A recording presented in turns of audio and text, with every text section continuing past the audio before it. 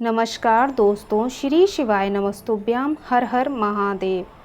तो दोस्तों, कैसे हैं आप सभी। देखिए, आज का ये वीडियो बहुत ही ज़्यादा खास होने वाला है। जैसा कि हम सभी जानते हैं कि अभी सावन का पवित्र महीना चल रहा है और सावन के इन दिनों में सावन का पहला सोमवार, और वो भी सोमवार की अष्टमी तिथि पर देखिए डबल सहयोग बन रहा है, क्योंकि देखिए सावन का ये पहला सोमवार भी पड़ रहा है और सावन की अष्टमी तिथि, तो ये बहुत ही ज़्यादा फलदायक सिद्ध होने वाला है, जो कि 10 जुलाई को पड़ रहा है सावन का पहला सोमवार, और इसी दिन पड़ रही है सोमवार की अष्टमी तिथि।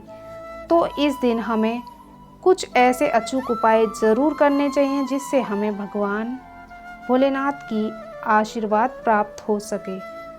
तो दोस्तों, आज की इस वीडियो में हम आपको एक ऐसा उपाय बताएंगे जो आपको इस सोमवार के देखिए दोस्तों, जैसा कि हम सभी जानते हैं कि सावन का पहला सोमवार 10 जुलाई को पड़ रहा है और इसी दिन सोमवार की अष्टमी तिथि का पड़ना देखिए डबल सहयोग बन रहा है, दुगना आप फल प्राप्त कर सकते हैं महादेव जी की इस दिन पूजा अर्चना करके, और साथ ही कुछ अचूक उपायों को करके आप भगवान शिव की आशीष प्राप्त कर सकते हैं, अपनी समस्त मनोकामनाओं को पूर्ण कर सकते हैं।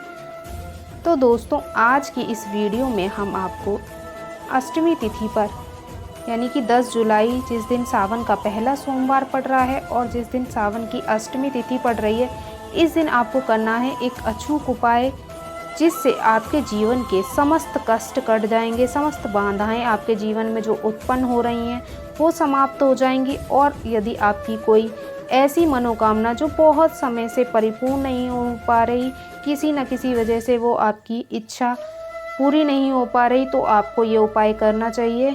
पूज्य गुरुदेव पंडित प्रदीप मिश्रा जी की कथाओं को सुनकर समझकर आप सभी को हम समझाने का पूरा प्रयास करेंगे, लेकिन उससे पहले इस वीडियो को ज़रूर लाइक करें, और यदि आप भगवान शिव के सच्चे भक्त हैं तो चैनल को ज़रूर सब्सक्राइब करें और कमेंट में लिखें हर हर महादेव।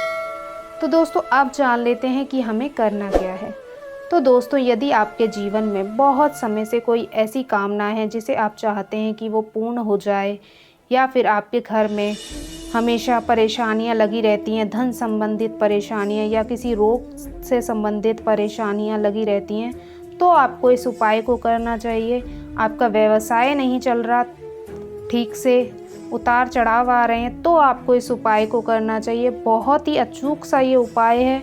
अगर ये आप अष्टमी तिथि को करते हैं तो आपको इसका बहुत ही शुभ फल प्राप्त होगा दोस्तों। तो दोस्तों, बहुत ही ध्यान से इस उपाय को सुनें, क्योंकि देखिए अगर हम उपाय को गलत तरीके से करेंगे तो हमें उस उपाय के फल की प्राप्ति नहीं होगी। तो आपको पहले ध्यान से इस उपाय को समझना है कि हमें करना क्या है। तो देखिए, सबसे पहले आपको क्या लेना है दोस्तों, 31 मूंग के दाने, 31 आपको लेने अक्षत यानी कि चावल, और साथ ही आपको 31 बेलपत्र लेने हैं। ठीक है, आपको ये तीनों चीज़ें 31 31 31 ले लेने हैं। ठीक है, तो दोस्तों, जो आप मूंग के दाने लोगे वो हमेशा ध्यान रहे, एक आती है मूंग की दाल जो क्या होती है, कटी हुई होती है, हमको वो नहीं लेनी, हमको लेनी है साबुत मूंग। यानी जो ये मूंग जो आप लोगे ये साबुत होनी चाहिए। ऐसे हमें मूंग के 31 दाने ले लेने हैं, ना एक भी ज़्यादा और ना एक भी कम। ठीक है, आपको 31 मूंग के दाने ले लिए। फिर साथ ही आपको 31 अक्षत यानी चावल के दाने लेने हैं, और ध्यान रहे चावल के दाने भी टूटे फूटे यानी खंडित नहीं होने चाहिए, साबुत दाने लेने हैं आप। साथ ही 31 भेल की पत्तियां लेनी है, और पत्तियां आपको ध्यान रहे कि तीनों इसकी पत्तियां होनी चाहिए, कोई भी पत्ती कटी फटी या खंडित नहीं होनी चाहिए। तो देखिए, अब आप सोच रहे होंगे सावन का महीना चल रहा है, यहाँ एक तो भेल की पत्री मिलती नहीं है, हम आपको 31 भेल की पत्तियां लेने को बोल रहे हैं। तो बिल्कुल भी आप परेशान ना हो।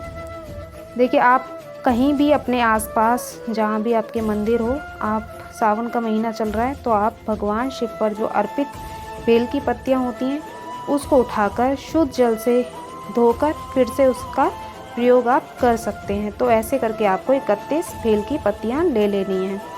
तो ये तीनों सामग्री हो गई। फिर साथ ही आपको 1 लोटा शुद्ध जल तांबे के पात्र में लेकर इस सारी सामग्री के साथ भगवान शिव के मंदिर पहुंच जाना है। तो तो फिर जैसे ही आप मंदिर में पहुंच जाएं तो अब सुने अब आपको करना क्या है। तो जैसे ही आप मंदिर में आ जाएंगे तो सबसे पहले आपको कौन दिखेंगे, आपको दिखेंगे भगवान शिव के मंदिर में नंदी जी महाराज। तो आपको क्या करना है, आपको सबसे पहले नंदी जी महाराज के यहाँ पहुँच जाना है, ठीक है। फिर जो आप 31 मूंग के दाने लाए हो उसे आपको नंदी जी महाराज का जो पैर उठा हुआ होता है उस पैर पर आपको, मतलब उस पैर के आसपास आपको ये 31 मूंग के दाने अर्पित कर देने हैं। जब आप ये मूंग के दाने अर्पित करें तो आपकी जो भी परेशानी है, जो आपके जीवन में चल रही है, जो भी कष्ट आपके जीवन में चल रहे हैं, या फिर आपकी कोई ऐसी मनोकामना है जो अभी तक पूरी नहीं हुई, बोलकर आपको ये 31 मूंग के दाने नंदी जी महाराज के पैर के पास अर्पित कर देने हैं। अब कई लोगों के यहाँ मंदिरों में नंदी जी की जो प्रतिमा होती है उनका पैर उठा हुआ नहीं होता, तो आप लोग ध्यान रखें, यदि आपके यहाँ ऐसे नंदी जी महाराज हैं जिनका पैर उठा हुआ नहीं है तो आप लोगों को नंदी जी के जो सीधा पैर होगा उसके पास ये 31 मूंग के दाने अर्पित कर देने हैं, जो भी आपकी मनोकामना है उसको कह करके। तो फिर अब क्या करना है, ध्यान से सुने। अब आपके पास क्या बचे हैं, 31 अक्षत यानी चावल के दाने। तो आप जैसे ही अंदर जाएंगे थोड़ा सा आपको महादेव जी की चौखट नज़र आएगी, ठीक है, आती है ना महादेव जी की चौखट नज़र। तो उस चौखट के पास आपको जो आप 31 अक्षत के दाने लाए यानी चावल लाए हैं उन्हें आपको उसी चौखट पे कहीं भी साइड में रख देने हैं, और जो भी मनोकामना है, जो भी आपकी इच्छा है उसे बोल करके आपको उन 31 अक्षत के दानों को रख देना है। ध्यान रहे जब भी आप ये उपाय करें तो आप कभी भी इन अक्षत यानी चावल के दानों को बीचों बीच ना रखें, यानी चौखट के बीचों बीच ना रखें, जिससे कि अन्य भक्तों को परेशानी हो।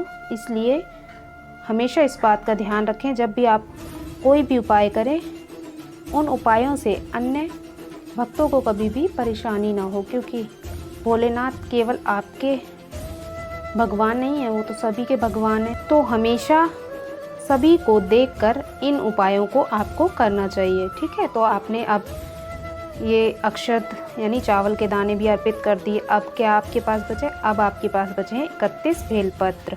तो अब आपको पहुंच जाना है सीधे महादेव जी के शिवलिंग के पास, ठीक है। और आपको ये 31 जो भेल के पत्र हैं इन्हें एक एक करके महादेव जी की शिवलिंग पर आपको अर्पित करना है। और जब ये आप अर्पित करेंगे तो ध्यान रहे आपका जो मुख होगा ना वो आपको उत्तर दिशा की ओर रखना है, ठीक है।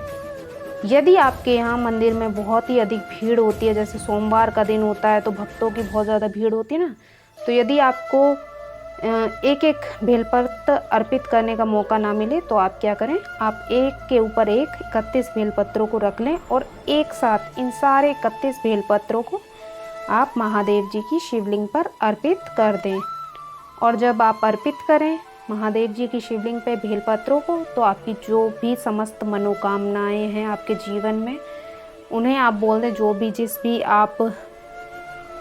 भी इच्छा को रखते हुए या जिस भी परेशानी को रखते हुए या कामना को रखते हुए इस उपाय को कर रहे हैं, या जिसके लिए भी आप कर रहे हैं, आपको अपनी वो इच्छा पूरे विश्वास के साथ महादेव जी को कह देनी है, ठीक है। और अंत में आपको क्या करना है, और साथ ही आपको श्री शिवाय नमस्तुभ्यम मंत्र का जाप करते हुए इन्हें अर्पित करना है। और अंत में 1 लोटा जो आप जल लेके आए हैं उन्हें इन्हीं भेल के पत्रों पे श्री शिवाय नमस्तुभ्यम मंत्र का जाप करते हुए उस 1 लोटा जल को आपको अर्पित कर देना है महादेव जी की शिवलिंग पर। और मात्र इस उपाय को करने से आपके जीवन के, आप यकीन नहीं मानेंगे, आपके जीवन के समस्त कष्ट और बाधाएं जल्द ही समाप्त हो जाएंगी। महादेव जी की आपको ऐसी कृपा प्राप्त होगी, क्योंकि महादेव जी बहुत ही अधिक प्रसन्न होते हैं इस उपाय से, जो कि आप सोमवार के दिन करेंगे और सोमवार की अष्टमी तिथि पर, और इस बार तो सावन का पहला सोमवार भी है, तो आपको दुगना फल प्राप्त होगा। तो आपको ये उपाय अवश्य करना चाहिए और आपको पूरे विश्वास के साथ अपनी प्रार्थना को महादेव जी को बताकर इस उपाय को करना है सोमवार की अष्टमी तिथि पर। तो दोस्तों बहुत ही सरल सा ये उपाय है, जो आपको ज़रूर करना चाहिए। तो आज के लिए दोस्तों बस इतना ही। श्री शिवाय नमस्तुभ्याम। हर हर महादेव।